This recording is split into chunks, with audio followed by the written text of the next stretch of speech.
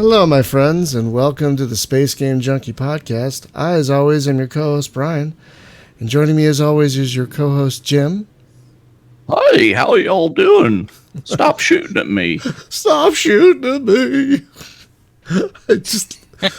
Dude, he's going to get so sued by Disney because that's like Goofy Space or something. Leave me alone. Also joining us is your co-host, Spaz. Hello. Hunter is in the middle of a move, so he's not going to be with us. He's been in the bathroom for like a week. Not that kind of move. It's like, oh God, no, he just moved. Is he still in North Carolina? I don't remember. Or did he move?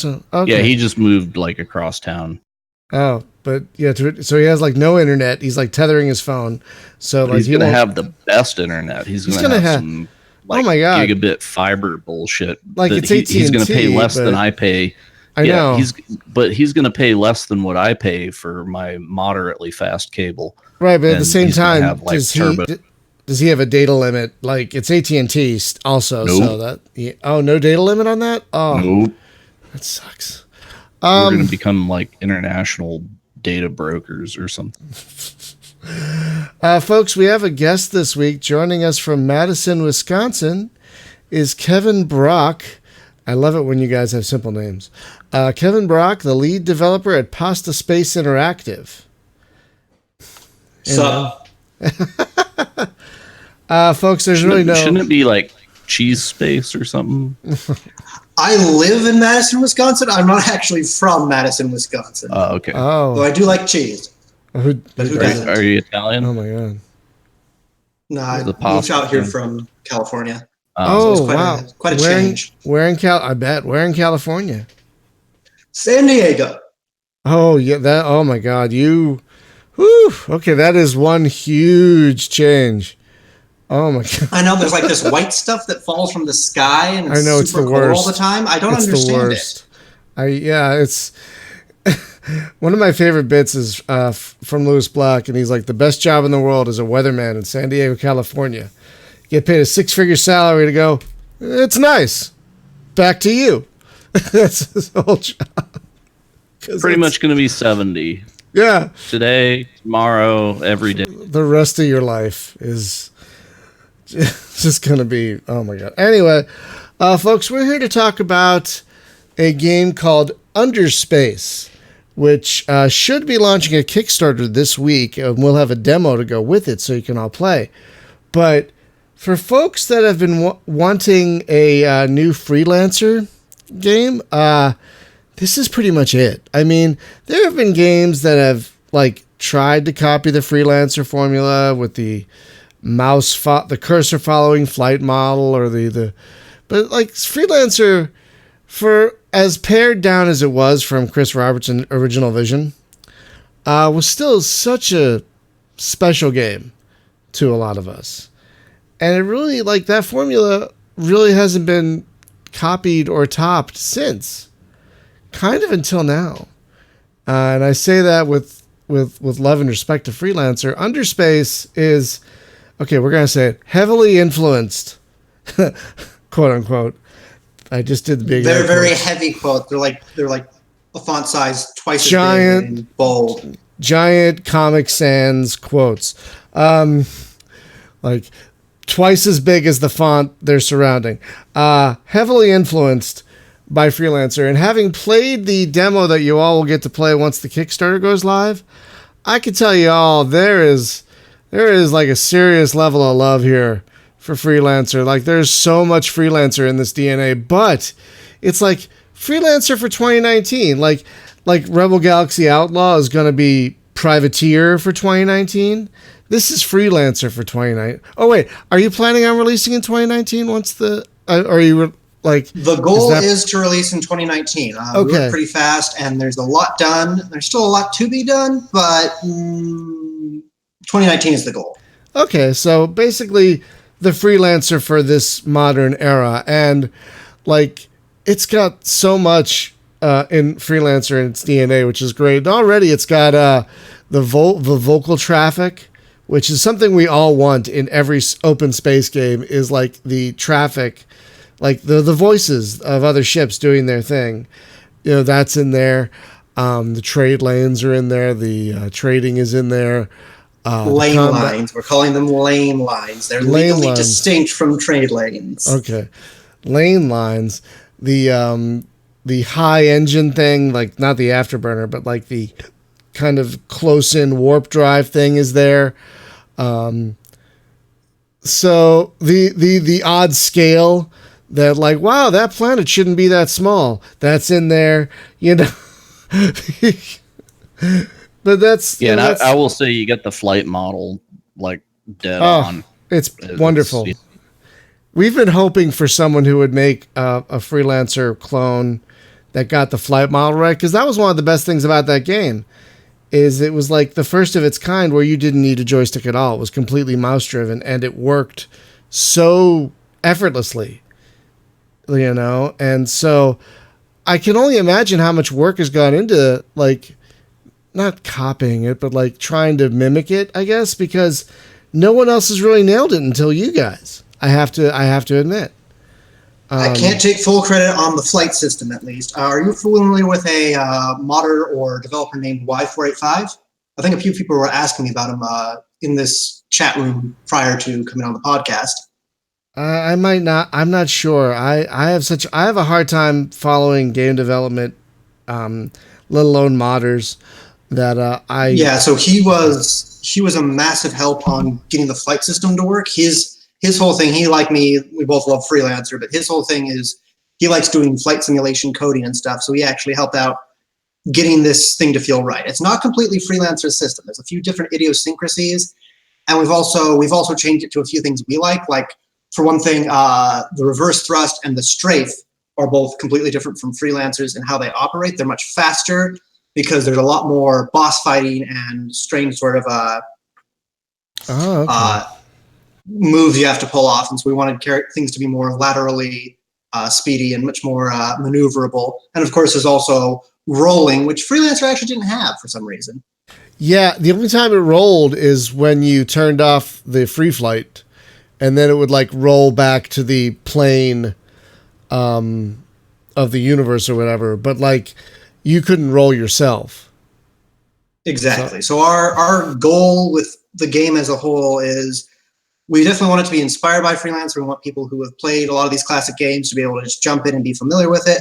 But we're more also inspiring to do our own thing, which is, for one thing, the world is a lot different from what you'd see in a common space game on Freelancer. And there's a lot of odd mechanics and stuff. It's embracing what we felt worked in Freelancer while trying to improve upon everything else. Can you do that with Elite Dangerous next? That would be great. Thanks. This is a safe space. Can we not talk about Elite Dangerous here? We can totally talk about Elite Dangerous here. We do all the time because we love to hate it and hate to love it. So please feel free. It would be interesting though to take the gameplay loop of like 1984 Elite and give it the flight model of Freelancer, right? And there was an Elite mod that did that, like a Freelancer mod that stuck all the Elite ships in, changed the stations to this Cerulus station. I think I talked with the guy who developed that a while back. Yeah, I have to admit, when it comes to space games and games as a whole, I despise procedural generation and stuff. That's one of the goals with Underspace. Is I want it outside of like the asteroid fields, because it's like it's a little unviable to put every single rock individually hand placed. I wanted a game that was handcrafted. Everywhere you go, if you find a thing, there is context behind that thing. That's what I like in games, especially open world games that have an exploration focus. Yeah, that's fair. Yeah. Did you ever mess with Evercron Legends Legacy? Evacron Legacy? Yeah. I heard of it. I know about it. I don't think I really messed with it that much. Did it have a big-time modding thing? I thought it was procedurally generated. It's a lot of procedural stuff, but then there is a lot of hand-placed things. And what's interesting about it is a lot of the hand-placed things are off the edge of the map. Like, if you're in a sector and you just like keep cruising around and exploring places that you can't just warp to, then you run into like there's a whole section of different star sectors that are out there that you can jump to that are not on the map because you got to find them, that kind of thing. Yeah, that's kind of a big whole goal here, is that if you go off the beaten path, there's weird stuff. You probably found some of it already just playing through the game. I've mostly been just doing a couple of missions here and there, though.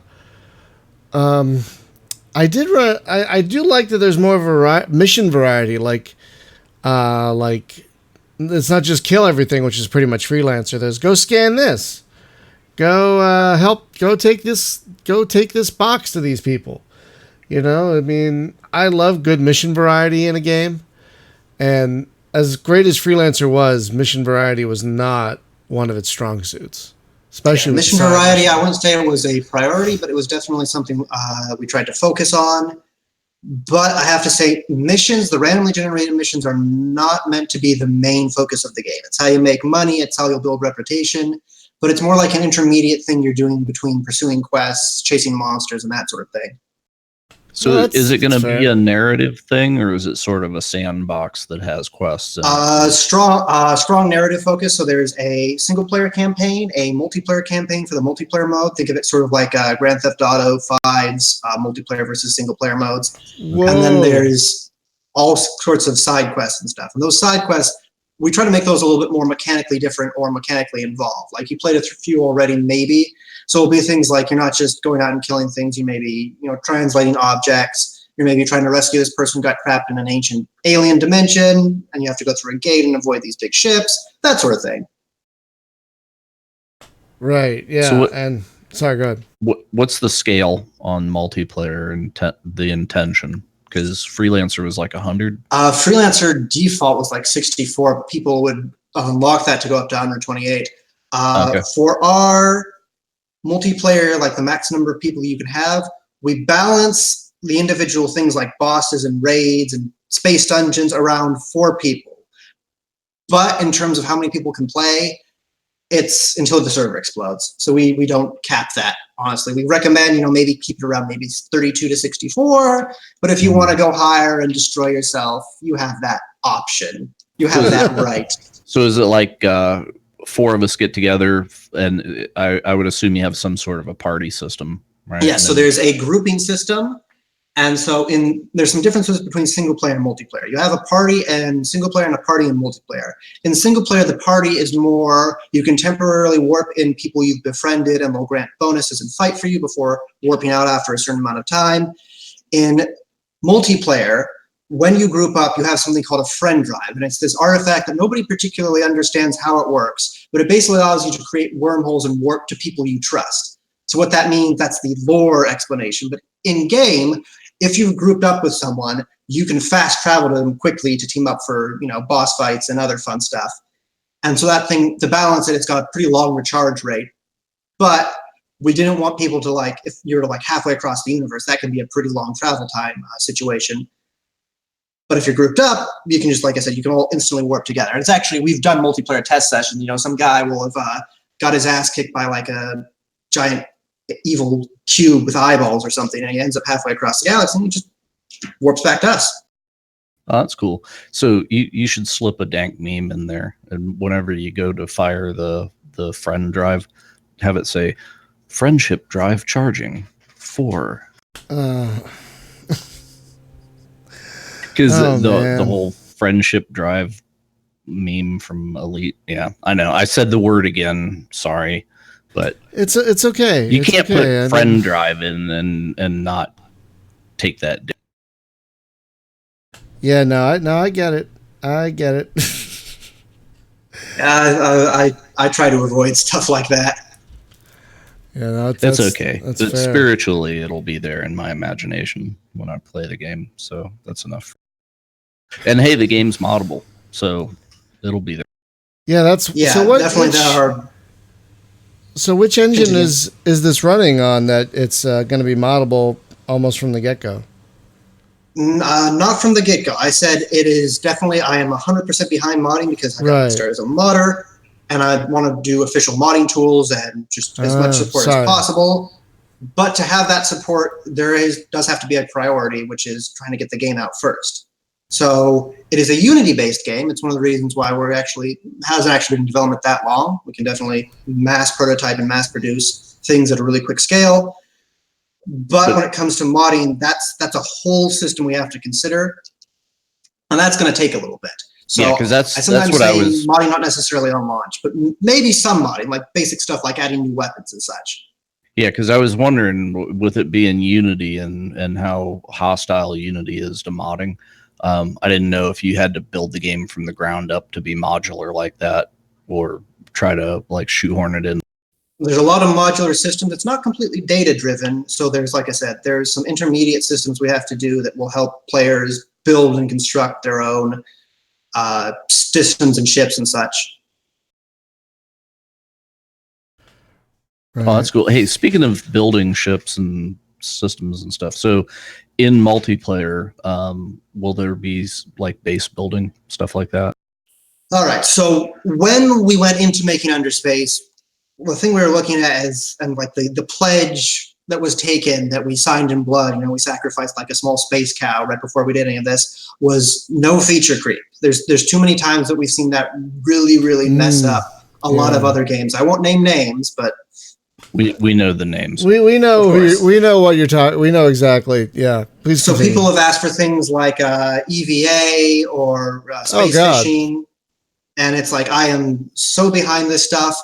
But if it does happen, it is always after release. We actually did some intermediate beginner stuff for actually building bases in multiplayer and single player, because everyone wants to have like their own space station.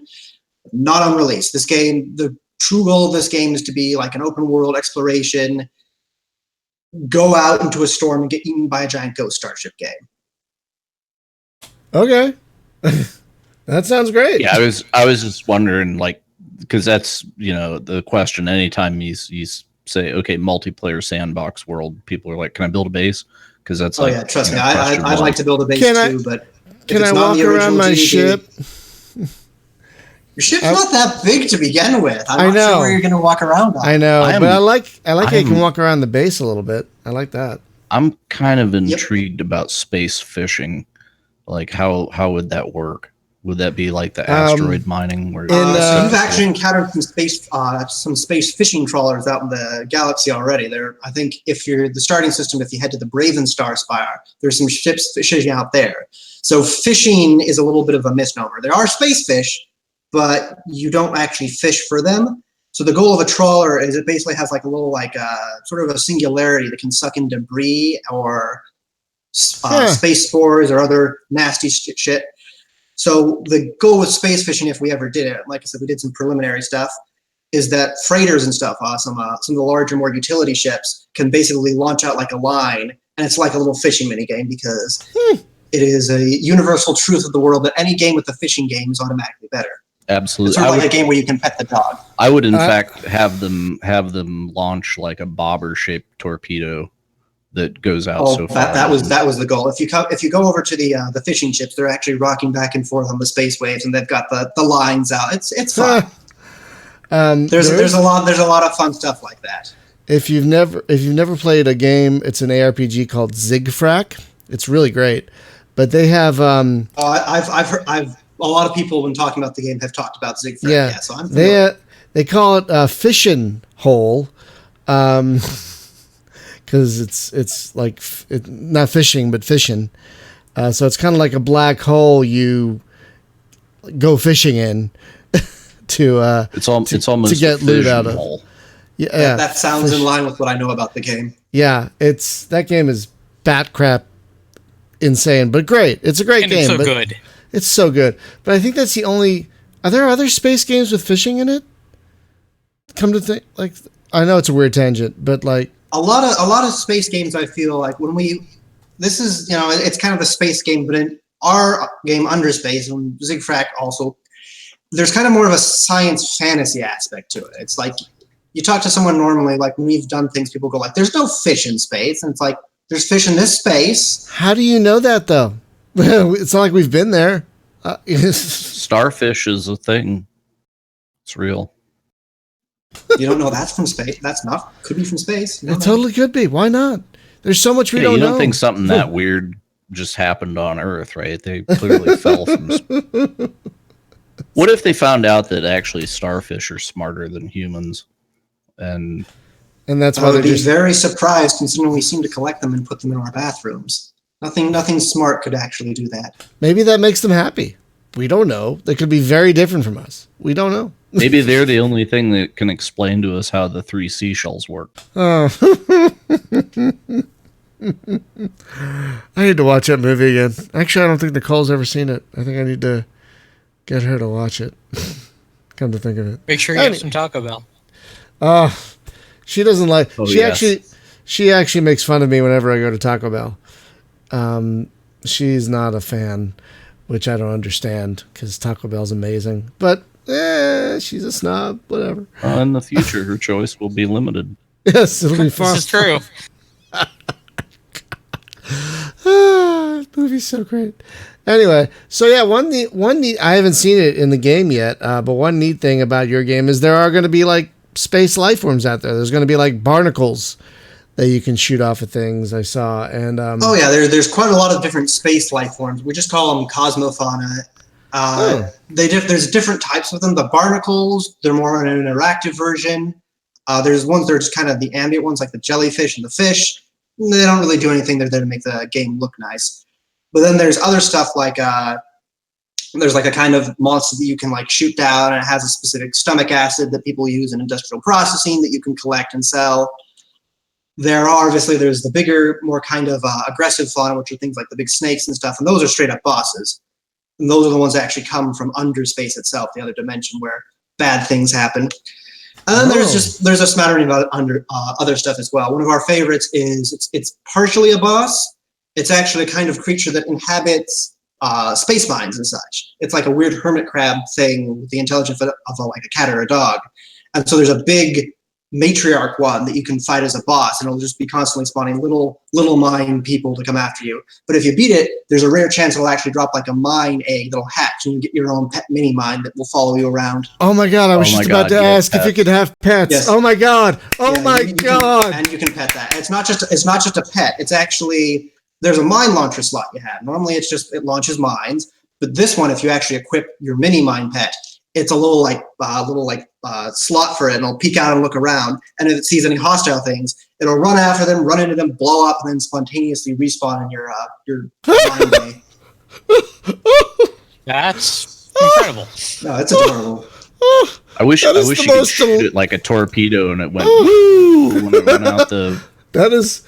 It's implied there's like a cousin to it that inhabits missiles, but you actually if you go to that one system Zulays, I've seen you trying to go to the jump gate in the demo. If you go there's actually a missile factory, a fireworks factory that has some stuff on that. Woo! That might be the most delightful thing I've heard this year. Is that you can pet the mine. You can pet it? Wait, what? Yeah, you can pet it. If you're on a station, you can't actually fight the thing yet, so you can't actually get the equipment piece in the demo. But it'll follow you around on station stuff. It's adorable. It looks like a mine with little cute eyes, and you can pet it, and it'll chirp and be happy. The dumber this gets, the better this gets. That's what I'm saying. Oh, this game has incredibly stupid things in it. It's amazing. You could have called it like Stupid Space, and I'd have been down. Because everything I'm hearing is great. I'm tearing up. Can you have like a piece of equipment? Can you have a piece of equipment that's actually a kitchen sink, and then it's like you have everything on your ship and the kitchen sink? You can't have a kitchen sink because this game is very alien. So one of the things we have to say outright is there's no humans in this game. Everything you're going to encounter is going to be a weird alien. It's not our galaxy, and not even our universe. It operates on, like I said, it's science fantasy. It almost operates on a completely different level of logic. So I don't necessarily know there are sinks. Like the one characters that are closest to humans are considered closest to humans because they invented sunglasses and swords. So all my hopes for there being a space toilet in this game are flushed at this point. Unfortunately, you cannot live out your Star Citizen dream of sneaking on board someone's ship, using their toilet and sneaking back off. You cannot be the secret space shitter that everyone wants to be. The Phantom Star shitter. No, make it like that mini game in Saints Row 2. What was it? What was it where you got the feast the sewage truck, sewage Avenger? Yeah. Was that what it called? You were supposed to spray shit everywhere. There are toxic waste ships and such. There's tankers that will carry stuff, and sometimes I think they carry toxic waste. Oh, you're making me so happy. So apparently the game is not just named Underspace. Underspace is a thing? It's a place? Correct. So the central, I guess you can say, setting gimmick is that whatever allows for faster than light travel also causes these cosmic hyperspatial storms to blow into the galaxy. And anything they hit, they spawn out anomalies, they take on lane lines, they make people weirdly more aggressive towards each other. And the reason that happens is because there's sort of a sub-level of reality called Underspace. It operates on a more conceptual level of rules. It's very strange. It's not necessarily malicious, but it's so fundamentally weird that when it interacts with our reality and spews forth all these crazy things, that inevitably, entire civilizations get destroyed by it. So your character's job essentially is something called a star chaser, which is literally they are a storm chaser and sort of a contract freelance monster hunter whose job is it to go inside these storms and clear them out to make it safe for settlement and passage. You're like Bill Paxton in space. Exactly. Oh so there God. is sort of we had in the teaser trailer talking about how there is 1,000 dead empires, and that's not an exaggeration. You'll meet things called the Ancients, and it's like that's not actually their name. It's just there's so many goddamned extinct races that they've just run out of they can't specify each single one and try and explain it. It's just this is an ancient race. They died because they were too stupid to fight the storms. And there's a lot of backstory. There's individual ones that you start to recognize. They have their own architecture and their own definition, but they generally just get lumped together under ancients. And that's also a secret background technology thing, is we just have one faction that controls all of them for laziness purposes. So, wow. So this is so you're chasing storms through hyperspace, like through gates or whatnot, or in real space? Like, how does that work? If you look at your star map when you play it, you can actually see there's different, they kind of look like space hurricanes. And so they're blowing across galaxies. And any star system they hit, there's basically sort of an anchor in reality where they kind of manifest. And it's a rift, it's a big rift. And if you destroy that rift, the storm basically stops. It depowers the storm. So your job is to basically, you're trying to track these storms, get to a system where they're actually active, and then try and track down that rift and destroy it. And usually, like I said, that rift is not usually easy to get to. There's monsters around it. There'll be strange hazards, like maybe some ghostly starships that are having a mid-space battle and trying to shoot each other, and that's just causing crossfire that you got to dodge. Like I said, there's the space snakes. There's all sorts of things that go wrong. So what's the reward for taking out one of these storms? Like, why do it? Well, there's two types of storms based on the direction they blow. Some spawn forth hazards, which can do very strange things. Like there's one that actually eats your money. A particularly capitalist race considers that the most horrible hazard of all time. But if you actually destroy the rift, it gives you rare materials. And these rare materials, some can be used as currency to purchase the highest tier of weapons. Some can be used to craft or repair specific equipment, and then sometimes you might encounter a boss and such, and those bosses might drop unique loot, like the aforementioned mini mine. Oh, okay. So there are reasons to go chasing after these things, not just like. Do you also like? Yep. Are there any like kind of like reputation or RPG elements? Like, do you get a reputation as a storm chaser, for example? There's a full reputation system. There's around 40 factions in game, and most of them can be befriended just by doing jobs for them or tasks for them. Different factions have different levels of reactions or different things they like you to do to gain more reputation with them. If you have more reputation, besides being friendly, treat you, allowing you to dock on their bases, they will offer you better equipment that you can buy. So there's actually three components when you're buying equipment. You need just straight up money. You might need special currency in the form of the stuff you destroy from storms, and you also need reputation. Okay. So killing storms builds up your reputation as a storm chaser with certain factions, but at the same time, it's mostly about getting those materials, and it's also about getting rid of hazards and stuff. Because these storms, like I said, they can be annoying if you don't take care of them. They can, like I said, they knock out lane lines and make people randomly more aggressive. think of it sort of like, have you ever played Terraria? Yeah. Yep. Think of it like a Terraria Blood Moon. It's an event that you kind of, but you can actually stop it from happening. It's an event that changes certain aspects of the world, and you want to kind of eliminate that. Okay, Jumpgate had a similar thing where the aliens in the game could infect a Jumpgate and prevent you from going to a system. Like, it would cut it off entirely. That's actually another aspect of, if a storm hits a system, because it controls kind of how hyperspace works, when you encounter like less stable forms of wormholes, such as jump holes or naturally occurring anomalies, those will become unstable. And you can try and take them and might spit you out in a more random system, or they might fail entirely. And you don't want that to happen when they fail. That's pretty nightmarish when that happens. What happens? In a fun sort of way. What happens when they fail? I'll spoil it because I've kind of sort of. You'll actually end up in Underspace proper, and it's a nightmare. Imagine like some of the biggest, strongest bosses are found there, and they will pursue you and try and annihilate you unless you can get out in time. So it's almost a fun little mini game when you end up in a failed jump. But there's actually consistent ways to cause failed jumps. Some say that black holes are actually direct portals into Underspace, and some say there's old lost jump gates that have been disconnected from the system as a whole and can take you there. And so that's actually where you get some more of the higher level bosses.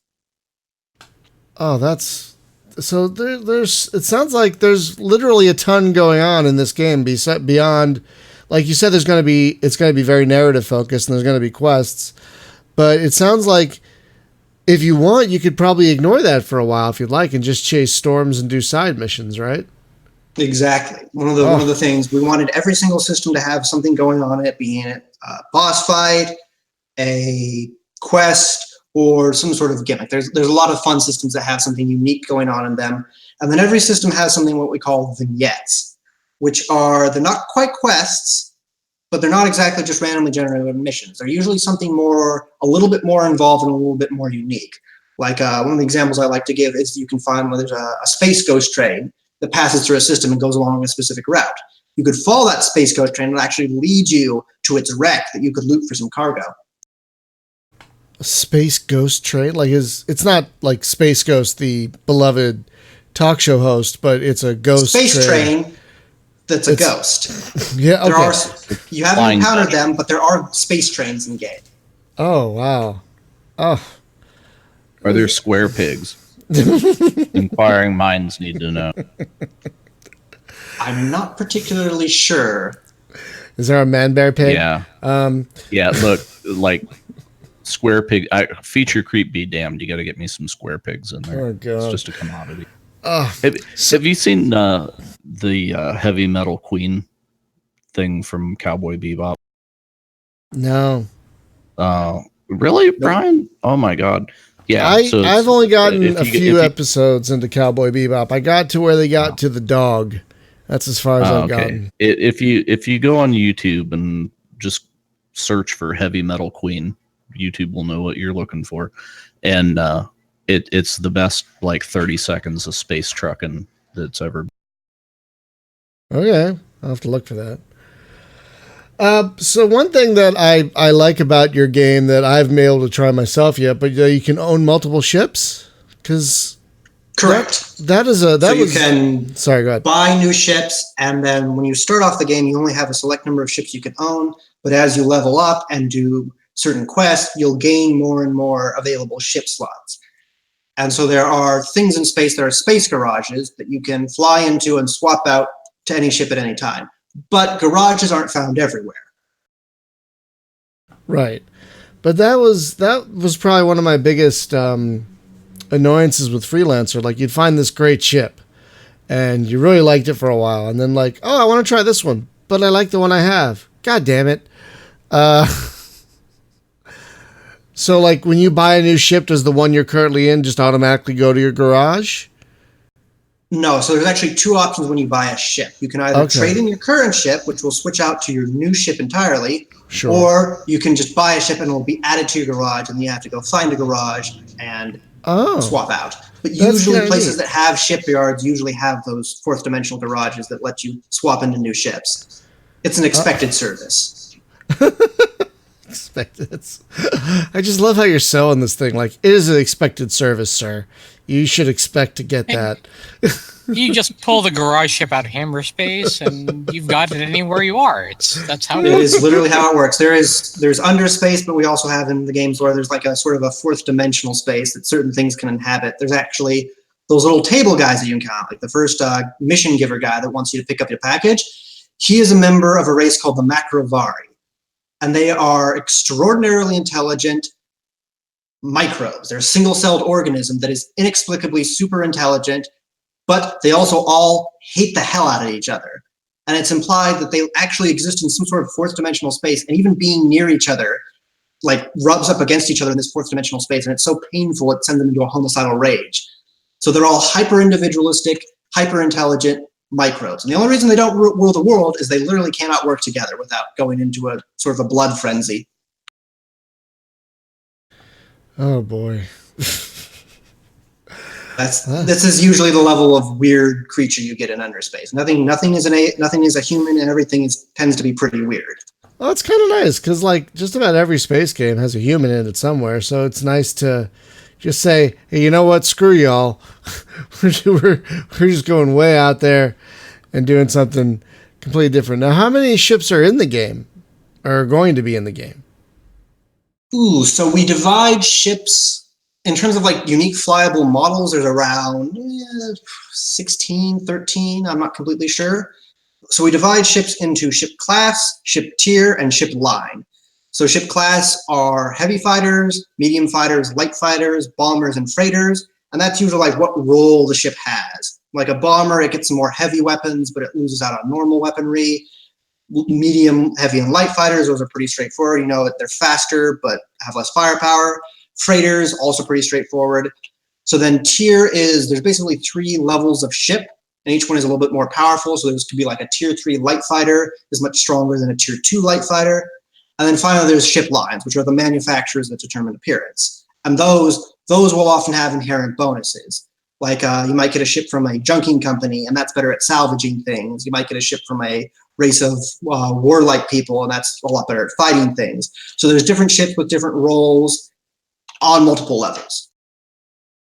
Okay. And so like, what would you need a bomber for? Like taking out a boss? Like, bombers are boss fighters, pure and simple. Yeah, they're fun for fighting bosses, but not too much good at anything else. So a lot of the people that make bombers are usually people who are more often star chasing. Oh, okay. So what's the biggest ship you can get? Probably a freighter. This is because this is a space fighter game. A lot of the focus is on flying space fighters. It's not that I'm against capital ships. It's just that I feel like the flight system works best with space fighters. It's like if I wanted to do a capital ship flying, I want it to be a completely different flight system, which again, no feature creep. Like, a light hauler kind of thing. Yeah, rather than. Yep, it's a light hauler. I think if you play the demo, you'll encounter the Oos, which are one of the freighters in game. You can kind of see what its size is like compared to your ship. And it's maybe about twice as big. So it's like an aluminum Falcon. Yeah, did you ever like try and play a modded in capital ship in Freelancer? Those things are just a nightmare. Yeah, they were horrible. It's like if we wanted to do something like that, this is not a promise, but it would be something more like multiple people controlling different stations and stuff. Something where be a case where you could actually walk around on your ship. Oh God, just meld this game with Pulsar and be done with it. Just you guys all get together. And I'm quite a fan of Pulsar, but it's like no feature creep.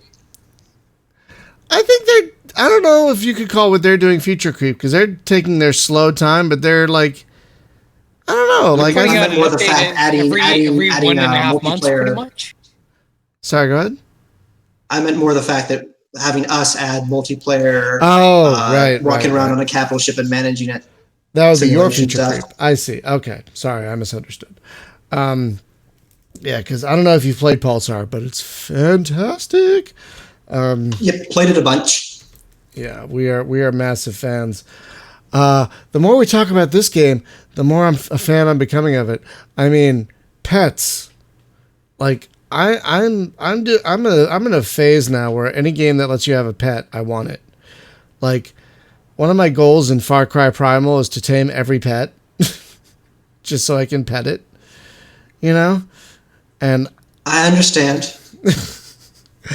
and the fact that you guys have pets just makes me 18 million. They are pretty more. rare. It's pretty hard to get a pet.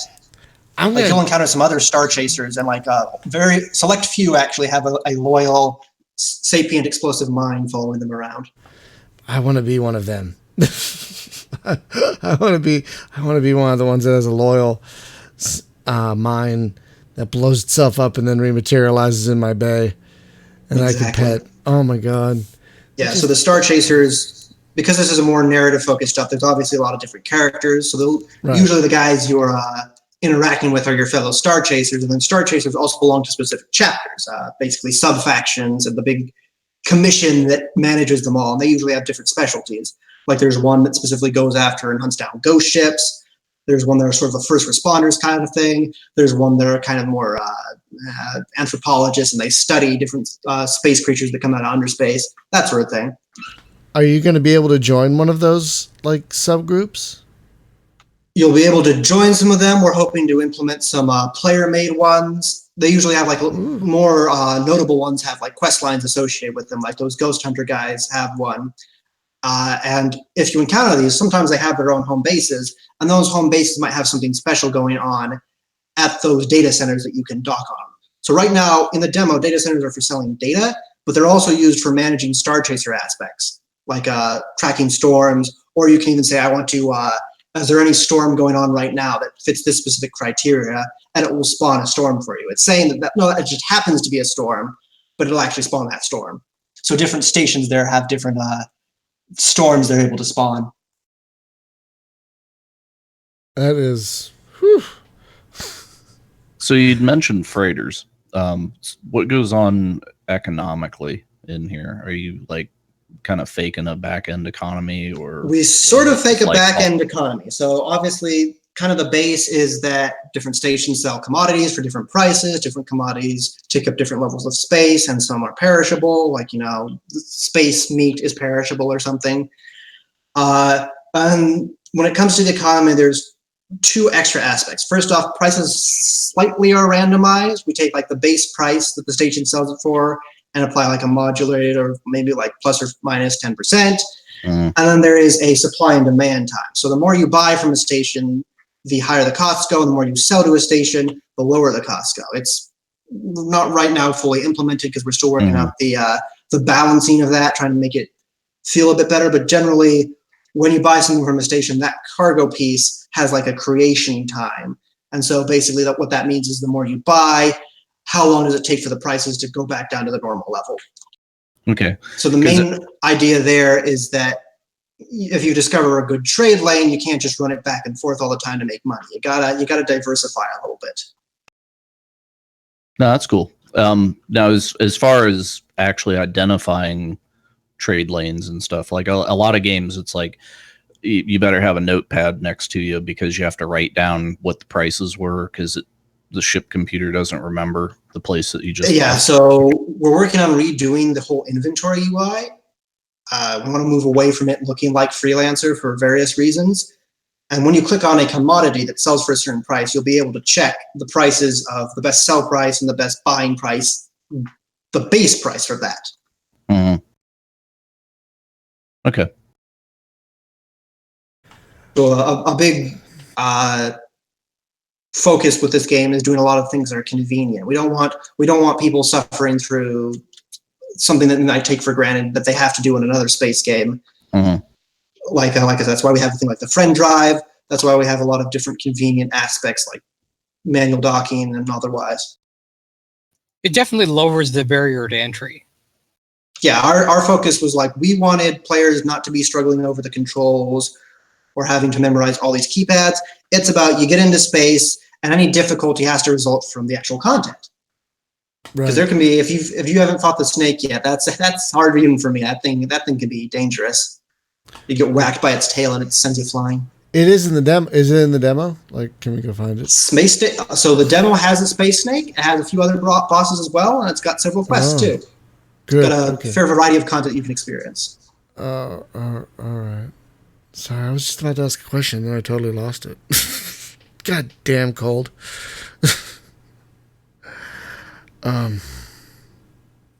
Anyway, yeah. Oh. So, how many like different types of weapons are we going to have available to us?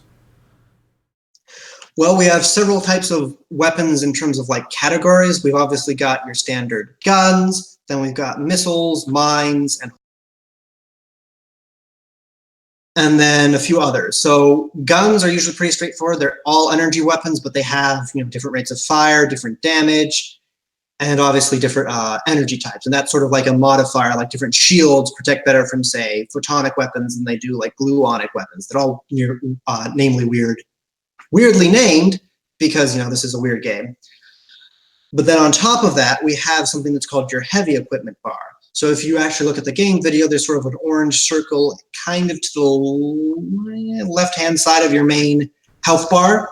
Yeah. And so what that is that's actually a kind of, if I had to compare it to any other game, like an ultimate attack in an MMO, or maybe, I don't know, doesn't Overwatch have like ultimate attacks or something? But that's actually something you equip. So that can be a fairly standard, like a big rail gun or something that fires like a slow-moving like sun spawner or something. But then they can get to some very unique kinds of equipment.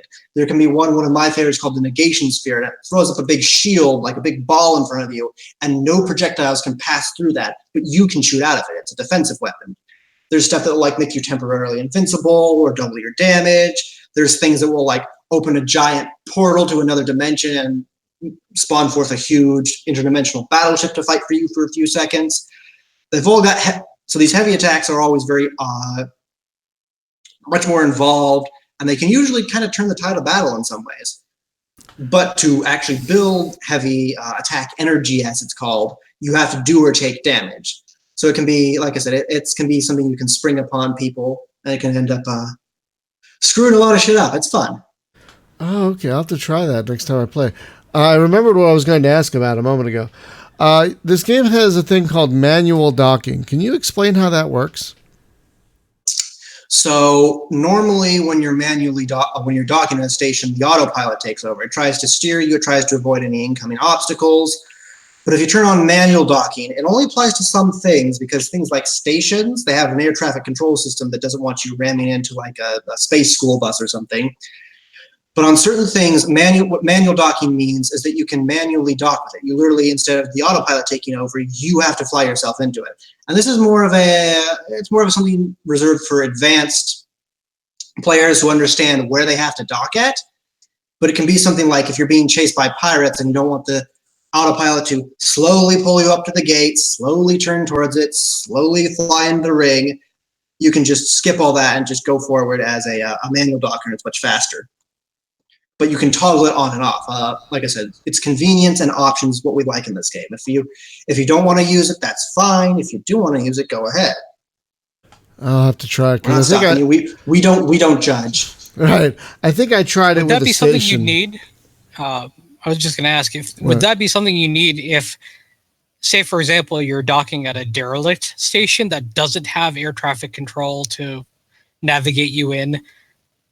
Would that be something you'd need in that case, because there isn't someone autopiloting you in?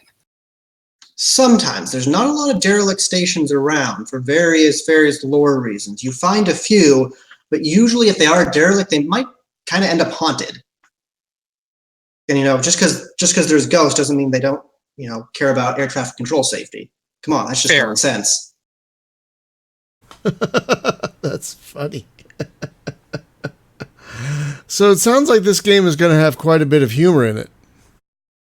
There is quite a bit of humor. It's not necessarily all humor, but there is some goofy stuff here and there, and there is some funny stuff. Like I said, if you've seen I think you were talking about the space barnacles, so you've obviously seen them, and when you shoot them, they go meh, just fly away and blow up. And of course, there's some of the voice acting and such, and some of the races themselves are also quite comical. Yeah, so far all the voice acting I've heard is the "Stop shooting me." So that's another race. They'll be in the demo, but in the final version, this particular region of space, that'll be a little less common. But if you go to another region of space where those people are actually a lot more, that's their home world and stuff, you'll hear that voice a lot more, and it is quite funny. It is. The funniest is like when you get attacked by 3 of those guys, and then you start shooting one. They're like, "Stop shooting me!" It's like, motherfucker. Oh, there's a good one. They have different like comm chatter lines from when they're lower at health. So if you get one to low health, try and like keep your fire off it a little bit, and it'll make there's some pretty good lines there. The low health damage lines, they're good. Okay, I think my cats are attacking each other.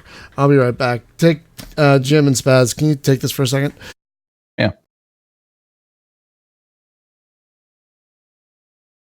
So I was going to ask about reputation. Now, are there certain quests that you need to have a high enough reputation to be able to get from a faction? Correct. So there's one faction.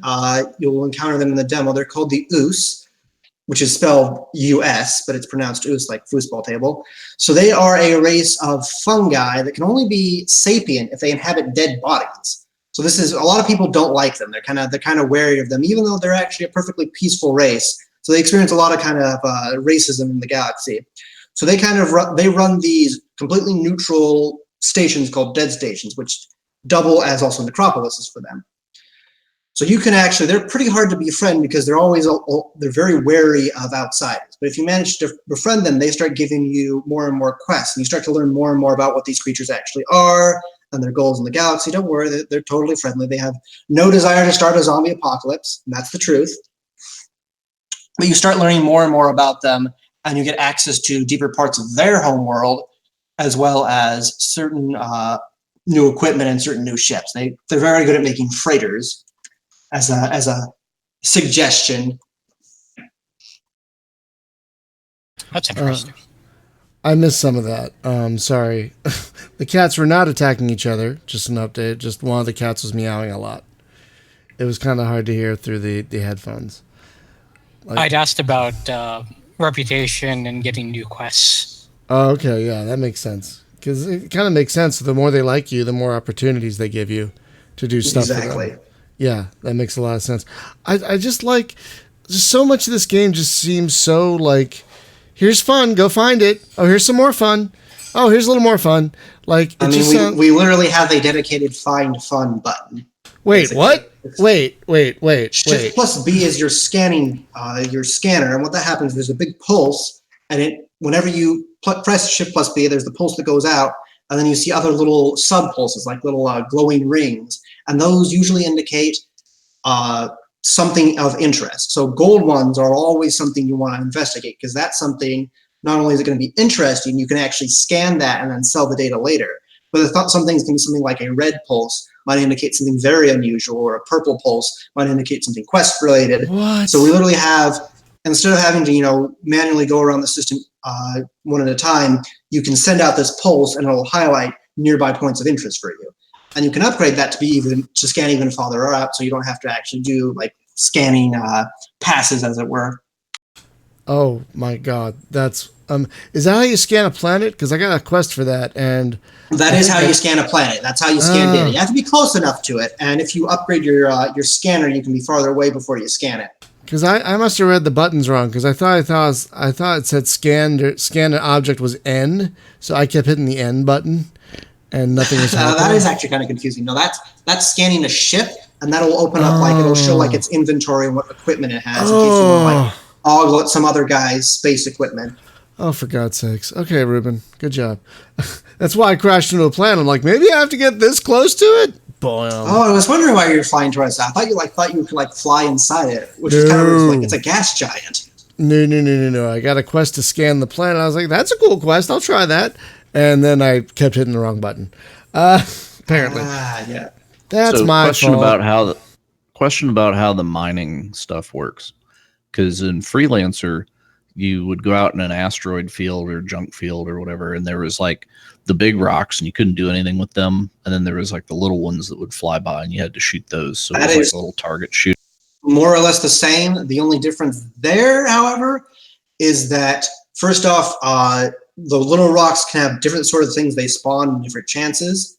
And then you can also get heavy equipment that is like a mining pulse that blows out and collects a bunch of cargo for you and destroys any nearby of those mineable space rocks. Oh, cool. That sounds like fun mining. So it's like dynamite fishing at that point. Basically, and sometimes it is literally dynamite fishing because there's sometimes fish. I'm trying to think. Can you actually pick up space fish from those asteroids? No, sorry. There will be like alien bone fields of giant cosmic space whales that have been wiped out centuries ago. Now their calcified bones remain, and you can mine those for things like organic fluids and brain juice. And those are actually pretty. Those suffer a lot. Okay, that sounds awesome. It sounds like the diversified group idea would be great for the different tasks you need to do. Say you're mining, you have one ship that's dedicated to mining in your group, and you have the others as fighters to protect that freighter. Exactly. So my goal is it's got some RPG mechanics. There are levels, and so there's different races you can choose, and they have different specialties and different skills they can level up. So there's obviously, I kind of envision that different players will adopt different roles within their party. Like there's the one guy who might play more defensively, and so he might be the guy that he might get some healing weapons for the players. I don't know, that sounds like an oxymoron or something that makes no sense, a healing weapon. Or there might be some guy who's just like straight damage. There might be more of the tank that's trying to draw fire. More traditional RPG-ish roles, but applied to space because it's in space. If you haven't noticed. Works for me. Yeah, I'm honestly loving everything I'm hearing. Like, everything I'm hearing is like, make it easy to find the fun, have all these different things to do, make the universe varied. Like, my God. Yep, that was entirely the goal. I wanted people to explore around and have weird shit happen to them in a very varied, handcrafted universe.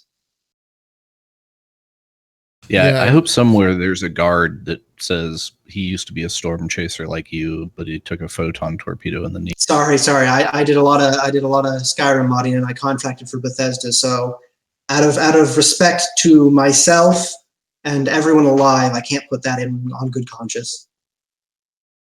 No, but I did want to ask you about your Skyrim mod stuff. So that was kind of my segue. See what I did there? That's why I make the big bucks here on the show. Oh, yeah. Yeah. But anyway, Skyrim modding, like any mods that I know of. Have you ever seen the one where the dragons were replaced with Thomas the Tank Engine? Yes. Oh God, yes. Right. Yeah, that was me. Oh my. So you've started that whole Thomas the Tank Engine bullshit that's in every game. Yep. So how did this come about, sir?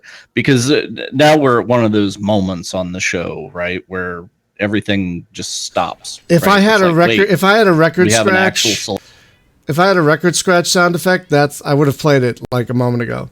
Basically, is what just happened. I cried the first time I saw that. It was so glorious. Did you cry from laughing, or did you cry in abject terror?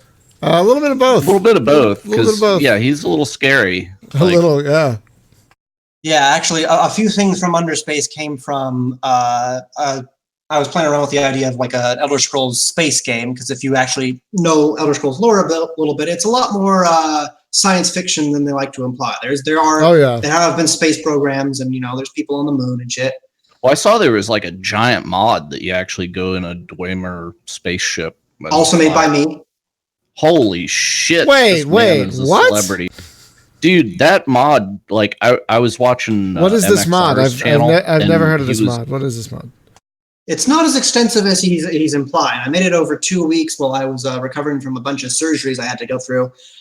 But there is space travel in the Elder Scrolls, so I made like a dwarven spaceship on stuff. Have you ever heard of Wheels of Lore, by the way? That's the one where the big puzzle one?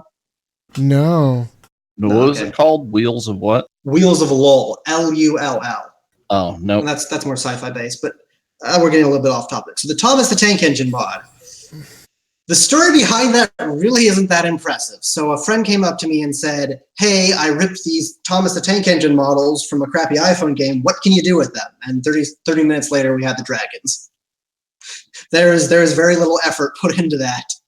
No, that's the beauty of it. It's a no effort mod that's hilarious. So, it's like I would rather see some like spark of genius that took somebody 5 minutes to knock out than something that was like a year that was, it's like, okay, yeah, we laughed. Sorry, that was a year of your life. Yeah, that whole thing, it took so little work, and it's like it has entered the cultural zeitgeist and just embedded itself in there. Yeah, I'm trying to remember what the last thing that I saw Thomas the Tank Engine in. Well, there was Dark Souls. Oh, it's Ant-Man. Ant-Man. Oh, yeah. I don't think that was related. I think we're talking about games. There was the Resident Evil one, which was you might be responsible for the Ant-Man thing though, because it was meme status, right? So, I don't know. Maybe Disney owes you. Yeah, Mattel actually tried to sue me over this. So what? Oh yeah, they are protective of Thomas the Tank Engine. It was weird that what they were actually mad at, though. It wasn't the fact that he was picking up people or roasting them alive with dragon fire. It's the fact that he was blowing up or being destroyed. It's like Thomas can kill someone, but if he himself is destroyed, that's a bad thing. Yeah, it's like car games where it's like you can do whatever, but don't like scratch our car. So, I remember what it was. It was Mr. X in Resident Evil 2 got replaced with Thomas the Tank Engine. Well, there was like the in Sekiro or whatever, the one Japanese mythology inspired game. There was like the giant snake, and someone replaced that with Thomas the Tank Engine. Oh God! I think we have to just kind of assume that at some point, if there is something that's a big enemy that has somewhat of an iconic status, it's going to end up replaced with Thomas the Tank Engine. Thank you, sir. And thank your friend who suggested.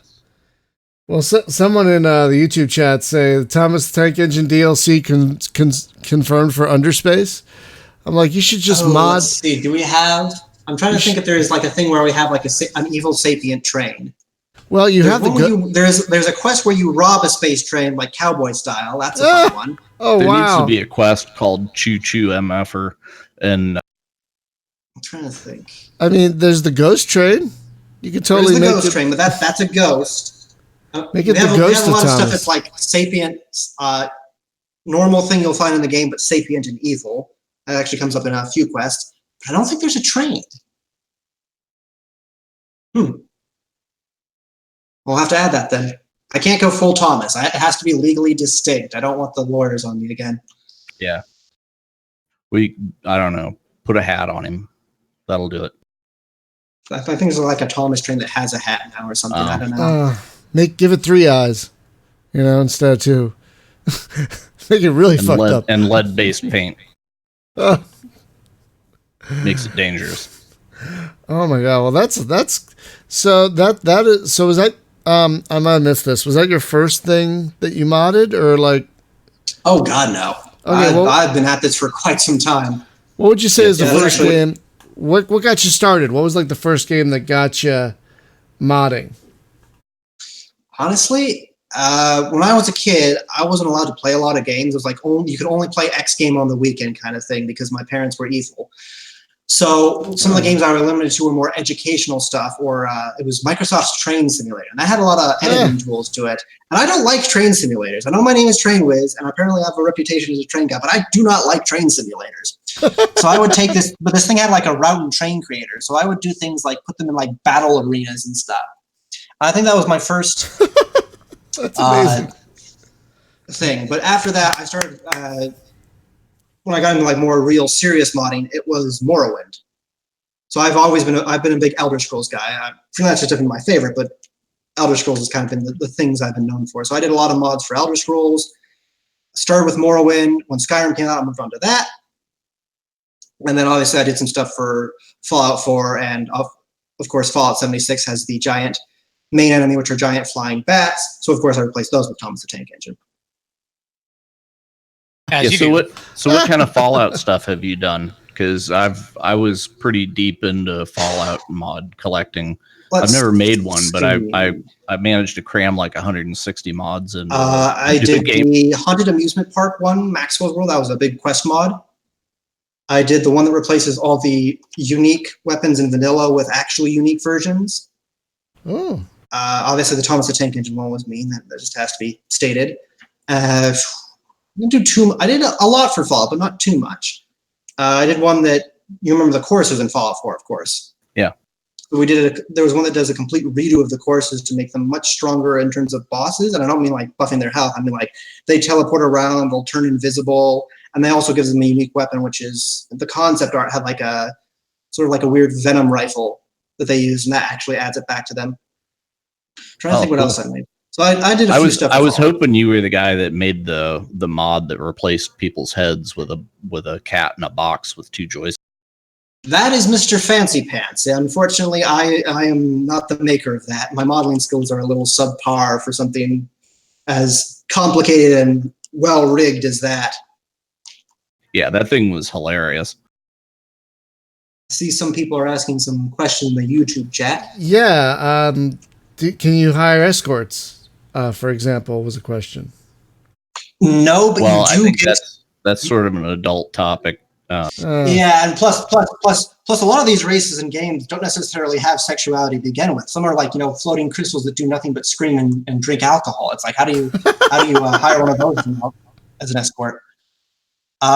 So you can't hire NPC escorts necessarily. Your ship has something called a dedicated AI slot. So that can be one of 2 things.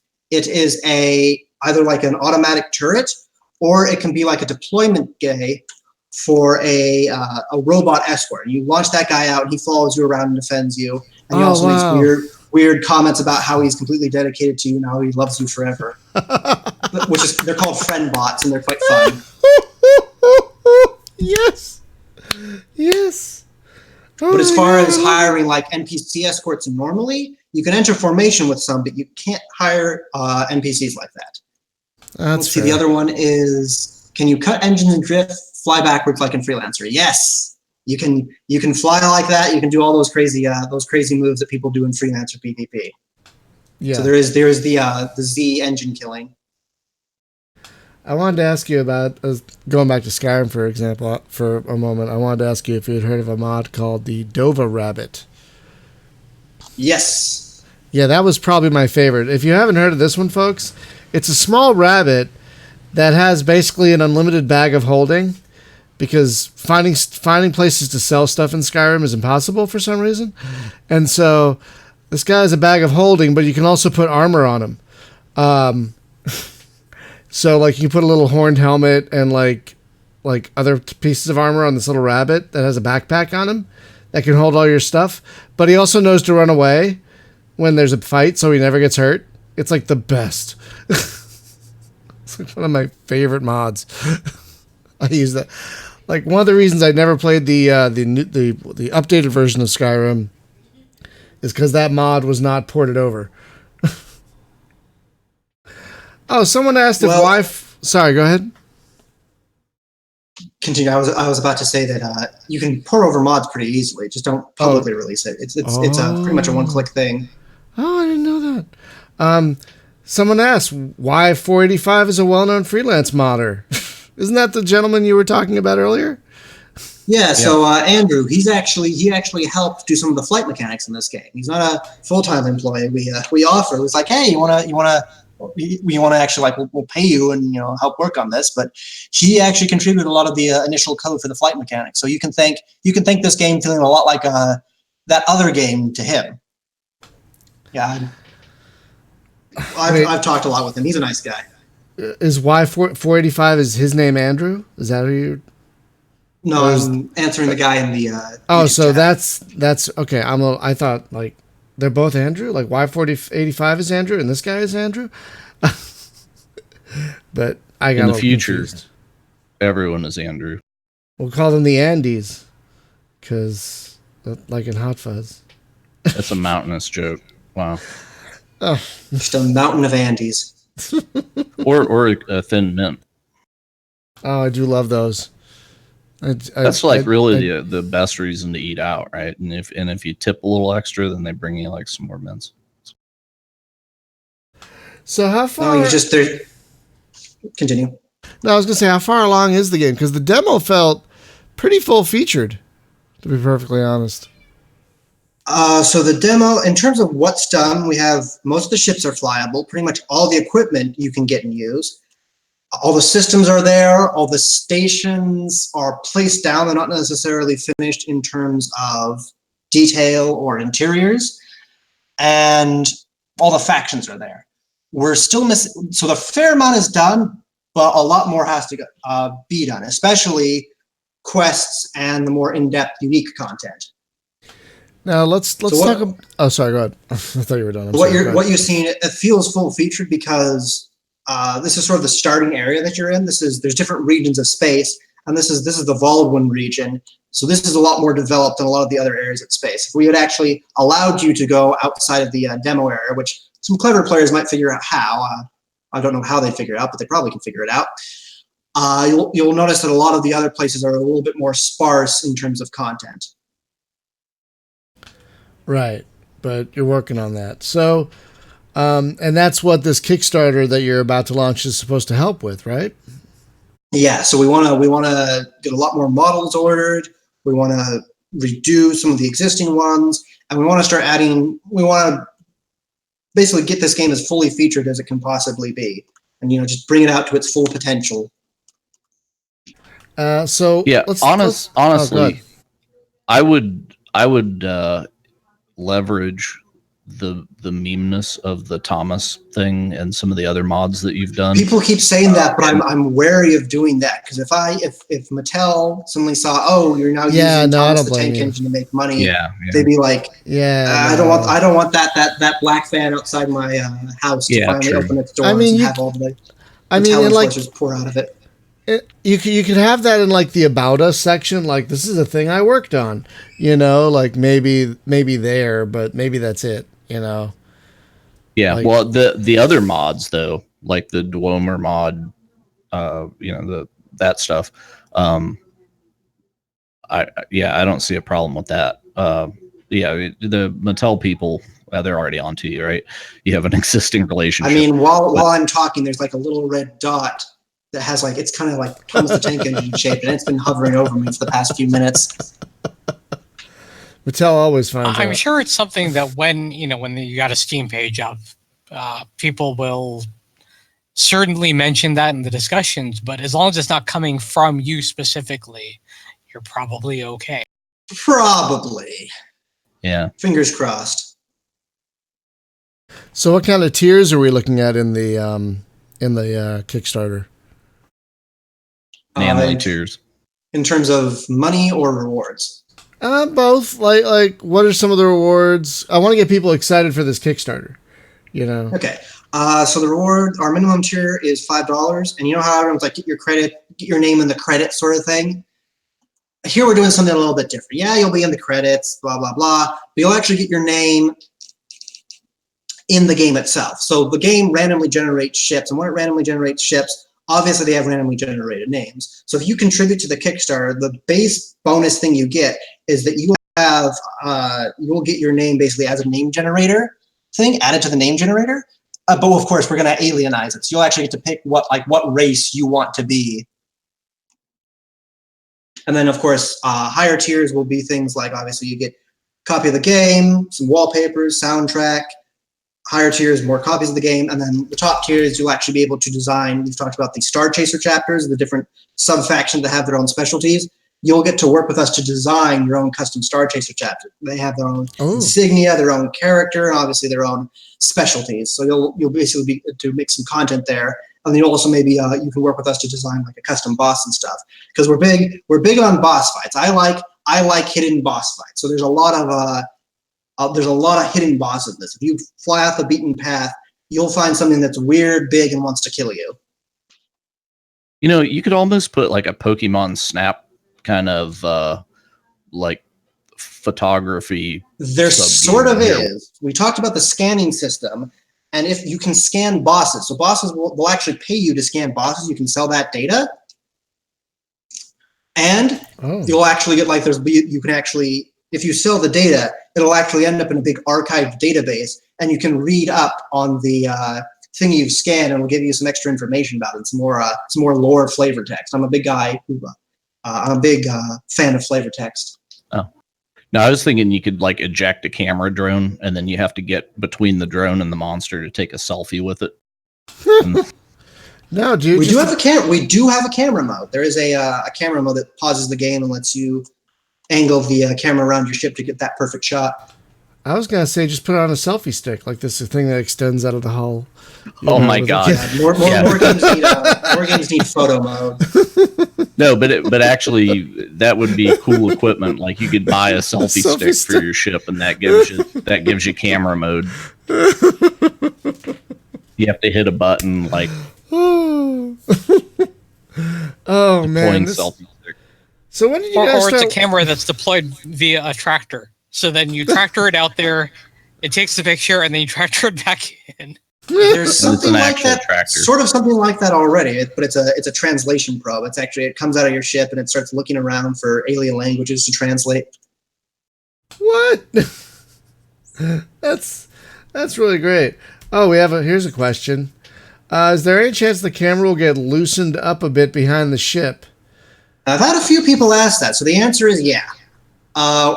The current camera system, it's not entirely like Freelancers. And it's a bit tight. It's a bit.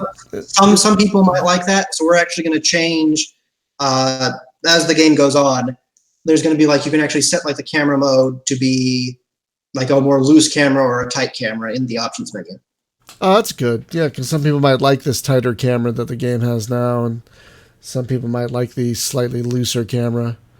I wanted to ask about something. When you target a ship, there doesn't seem to be any way to know where it is once it's gone off screen. Is that something that's going to be added, like an arrow maybe that points to where it is? There should be. It might have been a weird resolution bug, but there are the off-screen indicators that normally occur. There is a bug that sometimes occurs where it takes a minute or two to appear. We've been looking into it. Yeah, I don't know. It'll be fixed. I don't know if you can see it. That's happened once or twice. I'm actually watching it right now, but yeah, it's a little bit annoying. Yeah, I don't know if you can see it in my video, but I never saw that. Like, I never saw any kind of arrow or anything. So, yeah, there's that fully featured arrow that's actually looks normally pretty, but it doesn't seem to be showing up. That's annoying. Yeah, it's a little weird. I can, I guess I can send you my DX diag if that'll help. Once we're done here, send me your resolution that you were playing at. That's probably the main reason behind it. 2560 by 1440, basically. Okay, really big. Maybe it didn't detect that it was technically off screen. I don't know. Yeah, I don't know, but it was like, I was like, wait, shouldn't there be an arrow or something? I don't know where they are. And there's like not a radar, but I shouldn't need a radar. I should just ask. I should just see an arrow. Oh, I believe someone asks if a joystick and HOTAS can be used, and you said yes, I think, to that. Right? Yes, but it's not fun. It really isn't. This game is mostly based around mouse flight.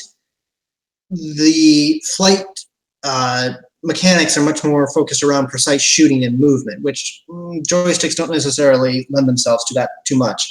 So you can enable in the demo. I disabled it for now, but there will be controller and joystick support, but don't just, if you play it and it's not fun, you were warned.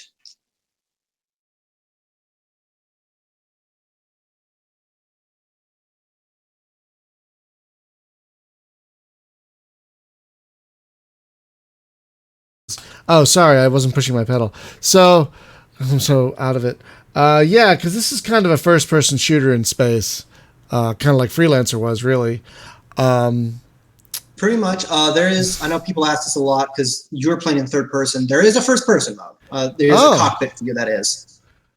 Okay, I did not know that. I didn't even try to find that because I'm just used to in this game, I'm so used to third person I think mode. Default is Shift plus V. I like playing in third person mode anyway. But there is a cockpit view. Oh, that's pretty cool. Yeah, I mean, there was in Freelancer too, but it was like useless.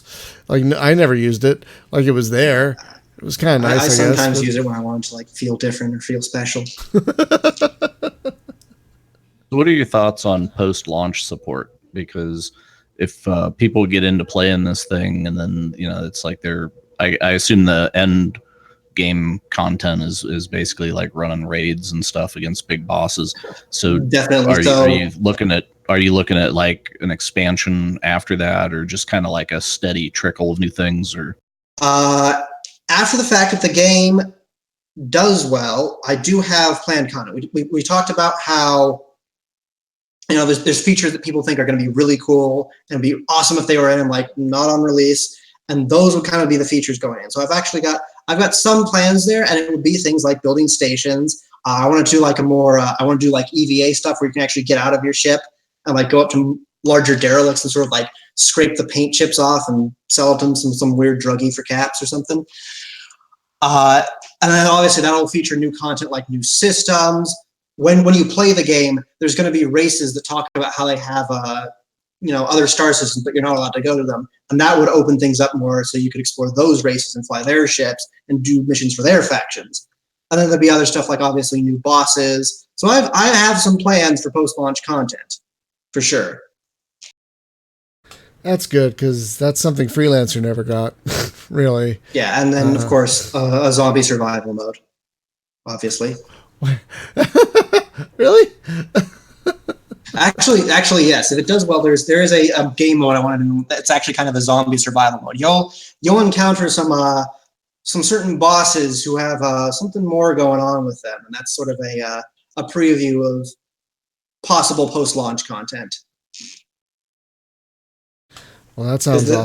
The game kind of lends itself. There is sort of an eldritch surviving against this horrible monstrous storms component. We kind of envision it as the opposite of Mass Effect, where there's the eldritch abominations coming in to attack the galaxy, and instead of everyone ignoring them, they get all mad and just blow the hell out of them. Well, that sounds great, and people are already excited about space zombies. So, well, there's space ghosts. Are there right now? Are there space zombies? I'm trying to think. Well, yeah, duh. We talked about there's the fungal race that inhabits the corpses. Yeah, that apparently are really nice. You don't want to call them zombies. They're nice guys. Oh, is that like an offensive term to them? Like if you call them a zombie, will they? Yeah, they get a little bit upset, but they're too nice to hold it against you. They just internalize it and quietly fume, and then get their revenge several thousand years down the line when they inhabit your corpse. So I kind of hate to do this, but I'm feeling under the weather today, and I'm kind of fading. So is it okay if we wrap it up? Is that all right? I think that's good. If anyone has any additional questions, like the Steam chat or not the Steam chat, the YouTube chat, feel free to ask them. Kind of like finish off on some questions, I think. Yeah, you definitely covered a lot, and I mean I was excited about this game anyway because of the freelancer-ness of it, but the fact that it's gonna have all these different things like life forms and space storms and all this great stuff. It sounds like it's going to be a delight to play. I mean, it already is, but I mean, yeah, you ain't seen nothing yet. The demo is just a taste. Stuff gets way more in depth and crazy. I am so excited. So folks, the game is called Underspace. Hopefully the Kickstarter will launch this week. And there'll be a demo to go along with it that you can all try. That's what you're watching on the background of the stream is me playing the demo. Oh yeah, I have one question on that. Okay. So the Kickstarter price, like the tier that gets you the digital copy of the game, what's your price point? $20. Oh, I think it's fair because you got totally multiplayer, great. Single player, and it's big to begin with. Well, and it's nice for more. $20. It's like, hey, I'm having fun. And you talk to your friend about it, and it's an easy buy at that point. It's like things that are more than that, or it's harder to talk your friends into. So for things that I know I'm going to be multiplayer focused in it, it's yeah, definitely. Yeah, it's someone asked, are you going to resist the evil lure of Epic. It'll be on Steam, possibly Good Old Games if I can get my contact there to respond. Oh, okay. Well, we've been bugging them to get Freelancer forever long, so it'd be nice to get your game instead. I have a theory about Freelancer that it was written off as a loss, like in terms of financially, which would mean even though they still own the rights and all that, they can't actually do anything with it financially without getting into trouble. Oh, that would be... Because, I mean, they got Conquest Frontier Wars, which is a flop, sadly. But they got that one. Yes, but it's specifically, like, literally written off as a tax loss. Oh, that'd be terrible.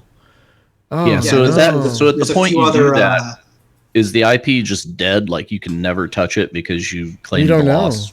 We don't know. Well, I'm just saying in general, like, how the law works for that.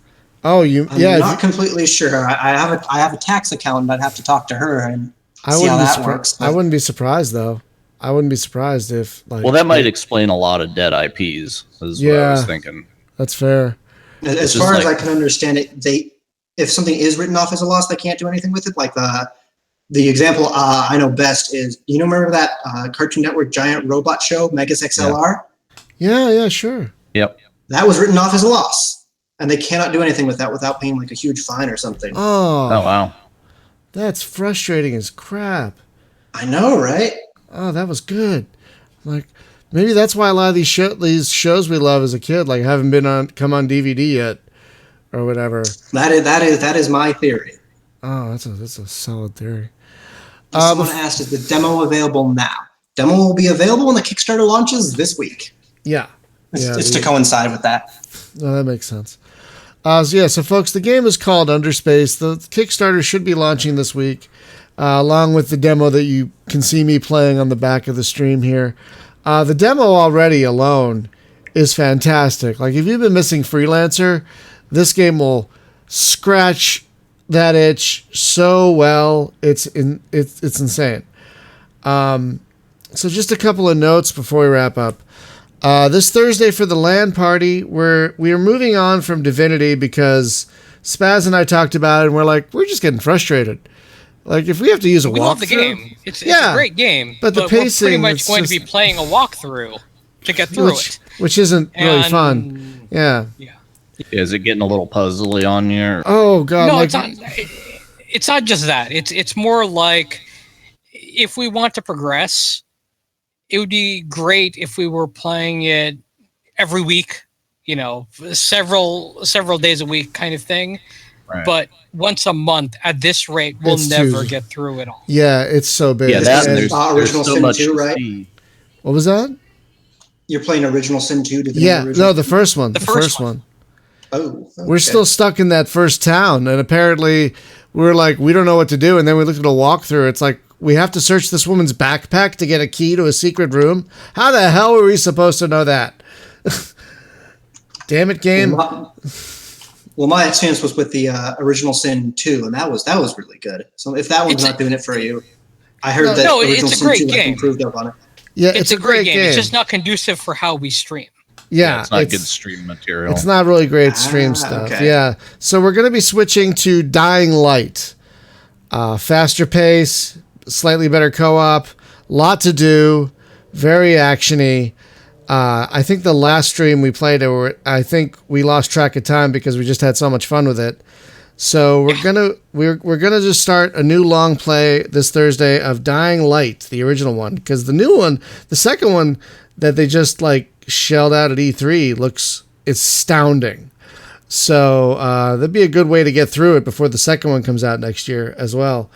So that's gonna be our Thursday stream. And the next week on the podcast, we're hoping to have a guest, but I'm waiting to hear back.